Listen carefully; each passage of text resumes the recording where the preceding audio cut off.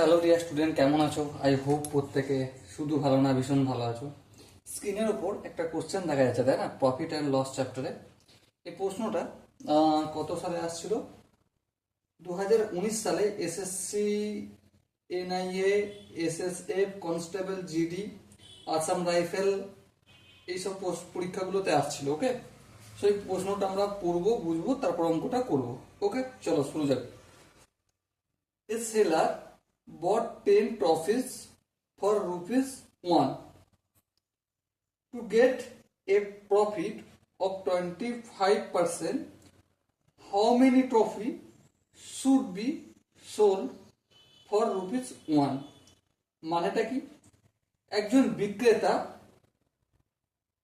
কিনে এনেছে 10টা ট্রফি 1 টাকা। কটা? 10টা ট্রফি কিনেছে, ঠিক আছে? ক টাকায় কিনেছে? 1 টাকায় কিনেছে। ওকে, এরপর কি বলেছে যে যদি ওই সেলারটা 25% প্রফিট করতে যায় তাহলে 1 টাকায় কটি ট্রফি বিক্রি করবে? এই হচ্ছে প্রশ্ন। এটা আমাদের দৈনন্দিন যদি দোকান বাজার করি তো এই টাইপের সলিউশনগুলো পাই বা এই টাইপের প্রবলেমগুলো আমরা চোখে পড়ে।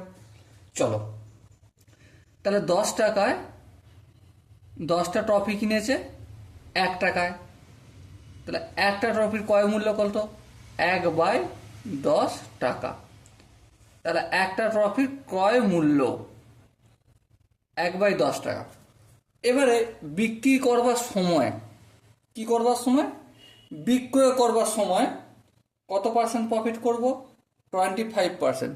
তাহলে একটা ট্রফির ক্রয় মূল্য কত? 1/10 টাকা। হ্যাঁ, বিক্রয় মূল্য কত হবে? ক্রয় মূল্য প্লাস প্রফিট। প্রফিট মানে কি? 1/10 টাকা এর 25%। হ্যাঁ, ঠিক বোঝা গেল? তাহলে এটা হলো বিক্রয় মূল্য। বিক্রয় মূল্য, বিক্রয় মূল্য সমান কি?